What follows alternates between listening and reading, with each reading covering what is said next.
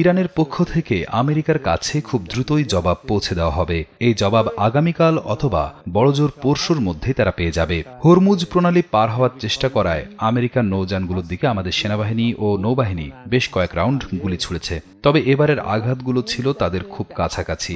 এতে কোনো সন্দেহ নেই যে তারা যদি আবারও এমন ধৃষ্টতা দেখানোর চেষ্টা করে তবে এবার সরাসরি তাদের গায়েই গুলি চালানো হবে। এক্সপার্ট ইঞ্জিনিয়ারদের দক্ষ হাতে দেশের মানুষকে প্রতিদিন সুরক্ষিত রাখার প্রত্যয় নিয়ে এলো সেফ সার্কিট ব্রেকার।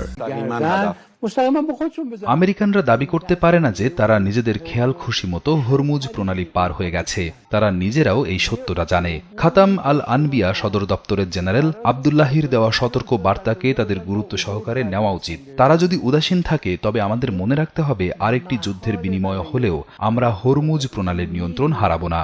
আমেরিকানদের বুঝতে হবে যে হরমুজ প্রণালী আমাদের রেড লাইন বা চূড়ান্ত সীমা। আমেরিকানদের ভাবা উচিত যে এই অঞ্চলে তাদের ঘাঁটিগুলো আসলে কোনো কাজের নয়। তারা যদি এই অঞ্চলের নিরাপত্তা নিয়ে চিন্তিত হওয়ার দাবি করে, আসলে যা মিথ্যা, তবে আমরা তো এই অঞ্চলকে নিরাপদই রাখছি। তারা যদি বুদ্ধিমানের মতো আচরণ করে তবে তাদের সাথে যুদ্ধ করার ইচ্ছা আমাদের নেই। গত ৪৭ বছরের অভিজ্ঞতায় তাদের বোঝা উচিত যে নতুন করে অস্ত্র বা সরঞ্জাম আনার চেয়ে এসব ঘাঁটি গুটিয়ে নেওয়াটাই তাদের জন্য বেশি লাভজনক হবে। আমেরিকার জন্য সবচেয়ে ভালো পথ হলো এই যুদ্ধ থেকে সরে দাঁড়ানো। এর জন্য তাদের পরাজয় স্বীকার করা বা ঘোষণা করারও প্রয়োজন নেই। তারা সরে গেলেই সারা বিশ্বের মানুষ নিজে থেকেই বুঝে নেবে কি ঘটেছে।